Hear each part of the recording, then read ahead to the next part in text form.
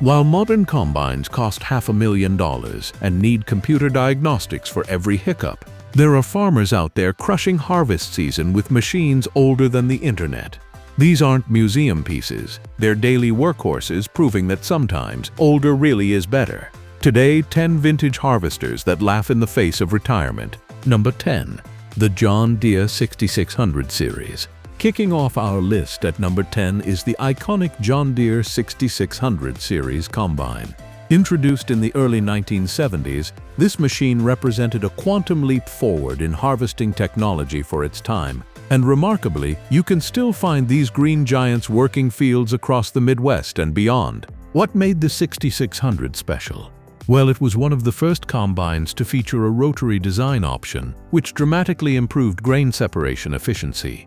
But here's the thing that really sets it apart: simplicity. This machine was built with a mechanical mindset that modern operators absolutely love. No fancy computers, no complex electronics that require a degree in electrical engineering to troubleshoot. Just good old-fashioned mechanical systems that you can actually fix with basic tools. Farmers who still run these machines will tell you the same story over and over: reliability. The 6600 might not harvest as fast as modern combines, but what it lacks in speed, it makes up for in dependability. When you fire up that engine, you know it's going to start, and when you point it at a field, you know it's going to get the job done. Parts availability is another huge factor. Because John Deere made so many of these, and because the agricultural community has kept them alive through aftermarket parts and ingenuity, keeping a 6600 running is surprisingly manageable. Plus, let's be honest, there's something deeply satisfying about operating a piece of machinery that's older than most modern computers but still earns its keep every single harvest season. Number 9. Massey Ferguson 750 and 760. Coming in at number 9, we've got the Massey Ferguson 750 and 760 combines. These red beauties dominated fields throughout the 1970s and early 1980s, and you know what? They're still out there proving their worth. The Massey Ferguson 750 was introduced in 1975, and it was a game-changer for medium-sized farming operations. What made these machines stand out was their exceptional fuel efficiency for the era and a surprisingly comfortable cab design that made those long harvest days a bit more bearable. The 760, which came a bit later, improved on the 750's foundation with more horsepower and better grain handling capacity. But both models shared the same DNA.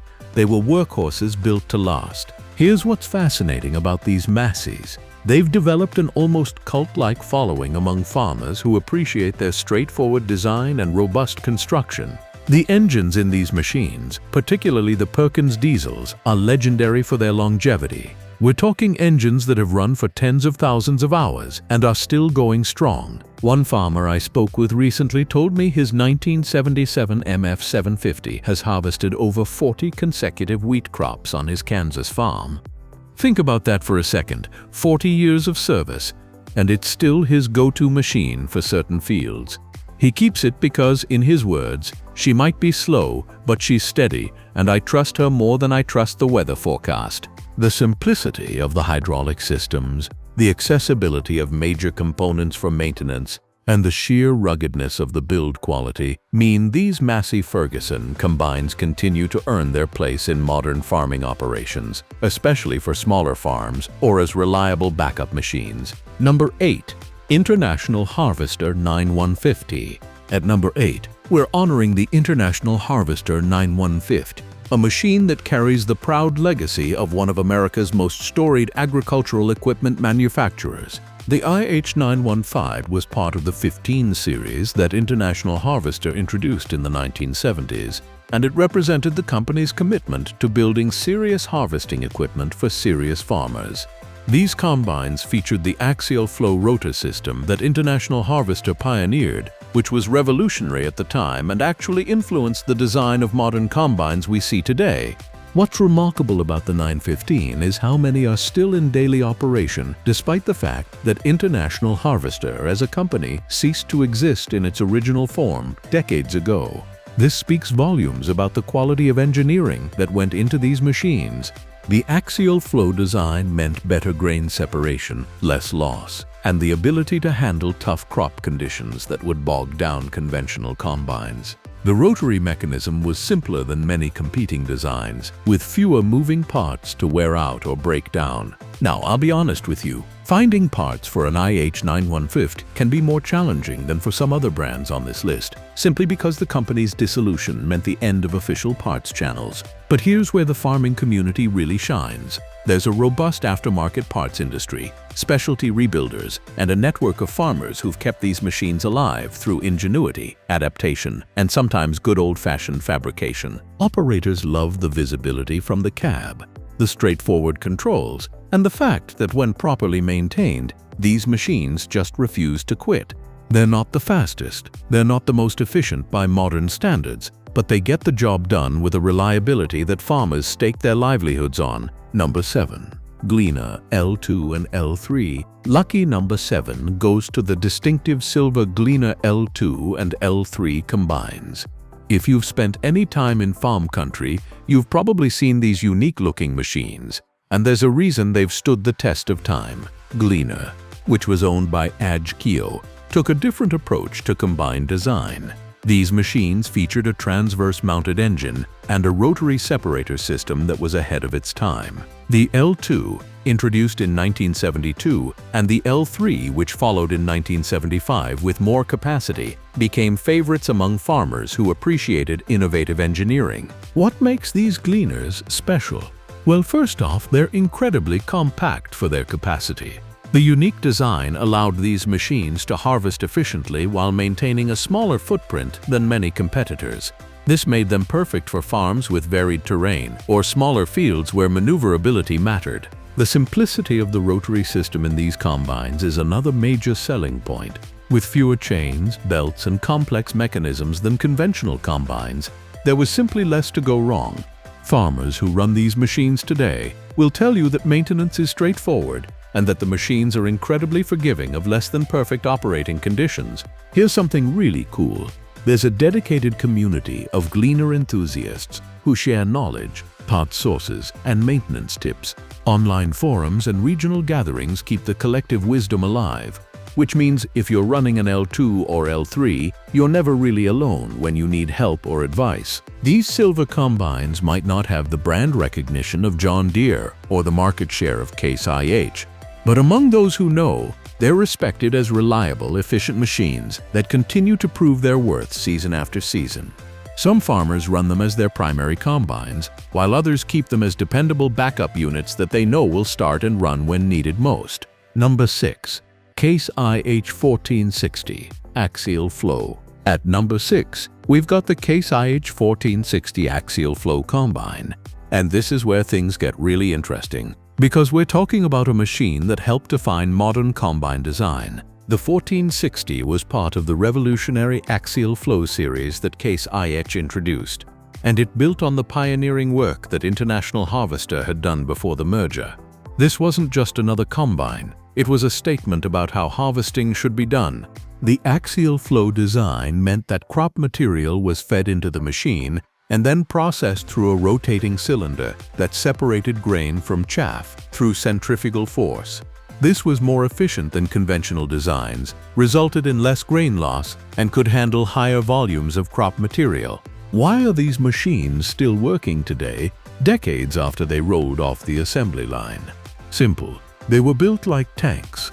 The frame construction, the drivetrain, the major components, everything was designed for longevity. These weren't machines meant to be traded in after a few years. They were investments built to last. Farmers who operate 1460s today praise their straightforward mechanics and the fact that they can perform their own maintenance and repairs. In an era where modern combines require computer diagnostics and dealer service for even minor issues, being able to troubleshoot and fix your own equipment is incredibly valuable. The parts situation for these machines is excellent. Because the basic Axial-Flow design continued through subsequent Case IH models, many parts are interchangeable or readily available. This means keeping a 1460 running isn't the challenge it might be with more obscure equipment. These combines excel in a variety of crops, from wheat and soybeans to corn and even tough, high-moisture conditions. They're versatile, reliable, and proven, which is why you'll still find them working fields from the Dakotas to Texas and everywhere in between. Number 5. John Deere 7-700 Series. Halfway through our countdown at number 5, we have another John Deere legend, the 7700 Series Combine. This machine took everything farmers loved about the 6600 and kicked it up several notches. Introduced in the mid-1970s, the 7700 represented the pinnacle of conventional combine design. It featured more power, greater capacity, and improved operator comfort, but it maintained the mechanical simplicity that made John Deere combines so beloved by farmers. The 7700 was available in several configurations, including hillside models for operations dealing with sloped terrain. This versatility meant that there was basically a 7700 variant for almost any farming operation, which contributed to their widespread adoption. What's kept these machines relevant for so long? Durability is the obvious answer, but it goes deeper than that. The 7700 hit a sweet spot in terms of technology. It incorporated useful innovations like improved cab design and better hydraulics, but it stopped short of overcomplicating things with unnecessary electronics. The engine options in these machines, particularly the turbocharged diesels in later models, provided excellent power while maintaining reasonable fuel consumption. And because these were such popular machines, the used parts market is robust, making maintenance economical. Talking to farmers who still run 7-700s, you hear the same themes repeatedly: reliability, simplicity, and effectiveness. These aren't collector's items being pampered in climate-controlled barns. They're working machines that start every morning and put grain in the bin every evening. Number 4. Allis-Chalmers Gleaner N Series. At number 4, we're recognizing the Allis-Chalmers Gleaner N Series, particularly the N6 and N7 models. These distinctive orange and silver machines have a devoted following, and for good reason. The series represented Allis-Chalmers' commitment to innovative combine design. They featured the same basic rotary separation system as the L series we discussed earlier, but with increased capacity and power to handle larger operations. What made these machines special was their efficiency.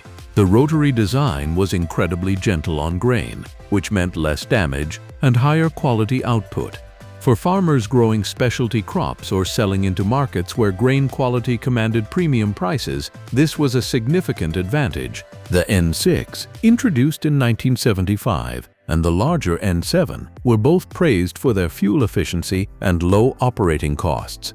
In an era of rising fuel prices, being able to harvest more acres per gallon mattered tremendously to farm profitability. Today, these machines continue to work because they were built with quality components and a design philosophy that prioritized longevity. The engines are robust, the drive systems are straightforward, and the overall construction is solid. Finding an Allis-Chalmers dealer might be impossible today, but the aftermarket support network for these machines is surprisingly strong. Specialized rebuilders, parts suppliers, and knowledgeable operators form a community that keeps these orange combines running. Number 3. John Deere 4400 Series. Our bronze medal position at number 3 goes to the John Deere 4400 Series, a smaller combine that punches well above its weight class. The 4400 was designed for small to medium-sized operations, and it became incredibly popular among farmers who needed capability without the expense and complexity of larger machines. What's remarkable is how many of these compact combines are still earning their keep today. The beauty of the 4400 lies in its simplicity and maneuverability. It's small enough to navigate tight fields and transport easily on roads, but capable enough to handle serious harvesting work. For farmers with diverse operations or multiple smaller fields, this versatility is invaluable. The mechanical systems in the 4400 are straightforward and accessible. Routine maintenance can be performed without special tools or expertise, and when something does need repair, the simplicity of the design makes diagnosis and fixing relatively straightforward. Parts availability for the 4400 remains excellent, both through John Deere and the aftermarket. This means keeping one running doesn't require raiding museum collections or fabricating custom parts. You can actually find what you need at reasonable prices. Many farmers keep 4,400 specifically for harvesting specialty crops, smaller fields, or as reliable backup machines. They're the perfect example of right-sizing equipment to the task at hand, rather than always going bigger. Number 2. Massey Ferguson 5110 and 54. At number 2, we're going back slightly further in time to honor the Massey Ferguson 510 and 540 combines, machines that defined a generation of harvesting. These combines, introduced in the 1960s and produced into the early 90s, represented Massey Ferguson's commitment to building dependable, effective harvesting equipment for family farms. They weren't the biggest machines on the market, but they were incredibly well suited to their intended purpose. What's kept these machines working for 5, 6, even 7 decades in some cases? The answer is old-fashioned quality. These combines were built with heavy-gauge steel, robust components, and a design philosophy that assumed repairs would be made by the farmer, not a dealership. The engines in these machines, particularly the Perkins diesels, are legendary for their longevity and reliability. Simple, proven diesel technology that farmers could understand and maintain has kept these power plants running long after more complex engines would have failed. Operators appreciate the visibility from the cab, the straightforward controls, and the predictable performance. You don't get surprises with a 510 or 540. They do exactly what you expect them to do year after year. The fact that these machines are still working commercially, not just as hobby restorations, speaks to the quality of their construction and the dedication of the farmers who've maintained them properly. Number 1. International Harvester 403 and 453. And here we are at number 1. And I'm giving the top spot to the International Harvester 403 and 453 combines from the 90s. Yes, these machines are over 60 years old, and yes, they're still working fields today. Why do these vintage IH combines claim the number 1 position? Because they represent the absolute peak of mechanical combine design, before the industry moved toward more complex systems. These are machines you can completely understand, maintain, and repair with basic mechanical skills and standard tools. The 403 and 453 were workhorses for small to medium-sized farms, and they were built with a level of durability that modern equipment often can't match. Heavy steel construction, proven mechanical systems, and a design that assumed farmers would keep these machines running for decades, because that's exactly what's happened. Finding a working 403 or 453 today is like discovering a living piece of agricultural history. The farmers who've kept these machines operational have often had them in their families for generations. They're not just equipment, they're family heirlooms that still earn their place on the farm. Parts can be challenging to find, but that's where the real magic happens.